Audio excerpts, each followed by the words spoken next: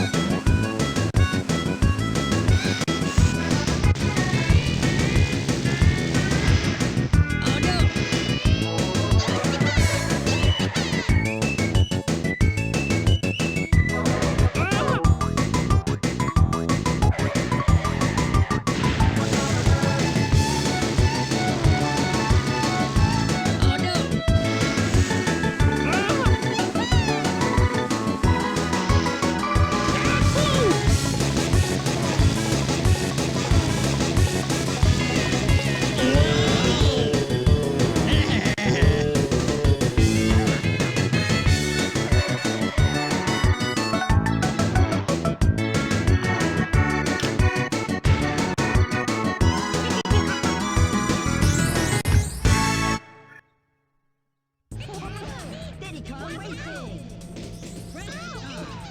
Hello audience, this is the Dark Knight with Dark Knight Gaming. Today I will be playing for you Diddy Kong Racing, one of the most iconic racing games of the N64 era, much akin to Mario Kart 64. Excuse me. Though I prefer playing this game much more than Mario Kart, none of that, Rainbow Road bullshit. But this game, I've had this game since I've had my Nintendo 64 for many years. Though I am playing this on an emulator now, so that I can record this video.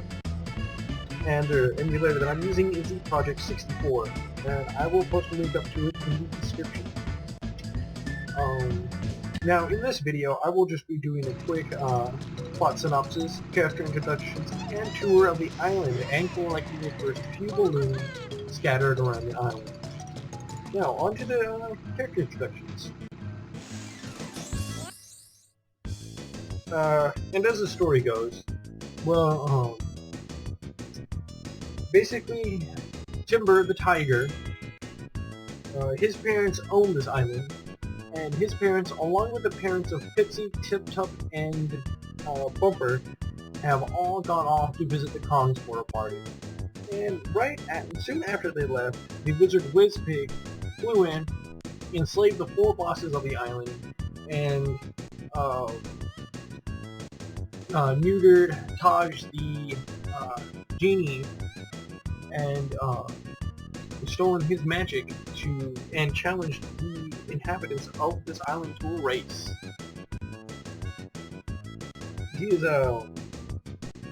And now we have Timber, who is basically the main character of sorts of this game. And as I've said, his parents own this island, and he's a resident of this island. His racing stats are he's a middleweight racer with low acceleration, low turning, and a medium top speed. He is fairly good for beginners. Not too fast, not too slow, has decent handling. And then next up we have Pipsy the Pipsqueak, the mouse. She is the lightest character of the game, meaning she is not going to push people when you in collisions. And because she's so light, she has very high acceleration and very good handling. The best acceleration and handling in the game. Though, because she's so light, she also has a very low top speed. Next up, we have Tip Tup the Turtle. And Tip Tup, you do see in Banjo-Kazooie. I'm not sure how they relate to one another here, but Tip Tup is a resident of the island. As his racing stats go, he is a lightweight racer, much like Pipsy, though he is a little bit heavier. And as such, he also has a very high acceleration, less so than Pipsy, but very good handling, and a slightly higher top speed than Pipsy. Next up we have Conquer, which you may recognize from the game Conker's Bad Fur Day. And this is because this is the first game Conker ever appeared in. This is a test run for him by Nintendo, so to see whether or not he'd be very popular. Turns out he was, as he got a very vulgar game, which was great, by the way. And as his racing stats go, he is a middleweight racer with a lower acceleration and a lower handling than a few of the racers, but he has a fairly high top speed. This makes him one of my more favorite characters. He's more, I'd say, more for experienced players. I wouldn't say he's, you know, for the super experienced looking for a challenge character, though. Next up, we have Banjo from the games Banjo-Kazooie. And like Conker, this is the first game he has ever appeared in. This is also a test run to see whether or not he would be popular. Seeing as he was very popular, he got his own game series, Banjo-Kazooie, which is one of my favorite games. And as his racing stats go, he's a heavy racer, the second heaviest of the racers. And as such, he has a very low acceleration, though not the lowest. He also has very loose handling, as well as a very high top speed. He is more for advanced characters, or advanced racers than others. And then next up we have Bumper the Badger. He is another resident of the island and a racing enthusiast. He is a middleweight character, and because he is such a racing enthusiast, his vehicles are souped up a bit, and he has very high acceleration for his weight class. But he is lacking in the handling area, but he does have a medium high speed, faster than such than Diddy and Timber. Next up, we have Diddy Kong, I guess you could say star of the game and the namesake of the game. He is a middleweight character with extremely balanced stats, with good acceleration, good handling, and good speed. Though he's not the fastest, nor the best handler, nor the highest acceleration, he is great for beginners because he is so balanced. And finally, we have Crunch, who is a Kremlin from the Diddy Kong universe. Now, he tagged along behind Diddy and his friends Conker and Banjo, just to make sure that they weren't plotting against the Kremlin. He is the heaviest character in the game, and as such, he won't be pushed around in collisions. But because of this, he does have the lowest acceleration and the worst handling in the game. Though he does have he has one of the highest top speeds in the game. And I guess that's it for character introductions. And if you may have noticed, there was a rooster drumstick introduced in the introduction video. He is not in this game because he is an unlockable character. I will tell you more about him as I unlock him. Now, to begin with the races, I will be playing as Conker for most of the game, as he is my favorite and best racer. Let's get started, shall we? And here we are, and as you can see, carved into the mountain is Pig's ugly mud. Now, there are four levels in this game, consisting of 4 races, and each race has to be completed once, and you will battle a boss, and you will, once you beat the boss, you will once again race the courses, this time not only having to come in first place, but having to collect 6 silver coins and come in first place. And after you do this the second time, you will challenge the boss again, and he will give you one of the 4 pieces of the amulet to open up the pathway to challenge Blitzbig to his organ. I am the genie of the island. I'm here to help you. Good luck. And as self-explanatory as this character goes, this is Taj the Genie. He is the resident genie on the island and has been sapped of most of his strengths by Whizpig. Basically, his main purpose in the game will be to test you on your proficiency in the vehicles as you progress through the game. he will test you in a race once with all three vehicles: plane, hovercraft, and car. Hello, friend. Now I'll begin with the tour of this island. For this, I will be using the plane so I can collect all four of the balloons wandering around. Abracadabra. Can I help you further? Bye for now. Alright, and we're off. Now the first balloon is, right in front of your face, in front of Dino Domain, which is the first set of levels, as dictated by Nick. You need one balloon to enter. This will be part of my first playthrough video. This will be the first place I go. Now I will be playing each level through collecting, beating all the beating all the races and beating the boss. Now onto our next part. If I can get there. I guess I'll just have to fly around here.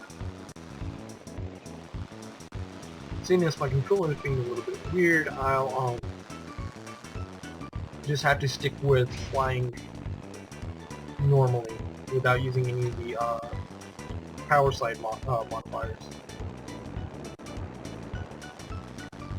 And over here, near the exit of this tunnel, as you can see, is the second of 4 balloons just laying around.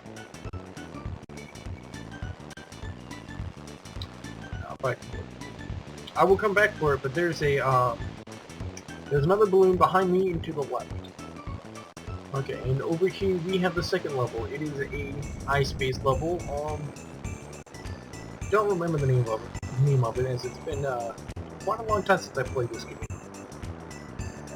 And this is the second level, as dictated by you need 2 balloons to enter.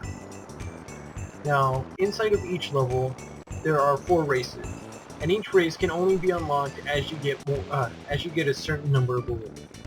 And once you get all these balloons, you can you get 1 balloon from winning first place in a race, and then by completing the silver coin challenge, and when coming in first place once again. And you unlock the silver coin challenge for the levels after beating the boss the first time. After beating the silver coin challenge, you will challenge the boss a second time. The boss will be on a slightly more unfair level, as he will take off the starting line a second before you do, and he will lay down more traps, and there will be more obstacles in the level.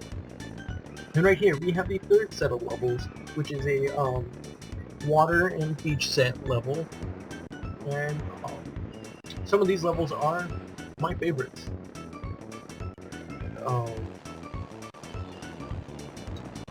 Next up, now over here you can see a lighthouse. Maybe not, there's something special about that.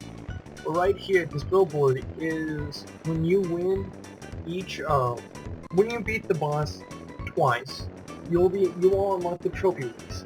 And when you win the trophy race, depending on your place, you will get I think you have to come in first place, and you will get your name plastered up, your picture plastered up on this board. And maybe something special happens when you win all 4 trophy races.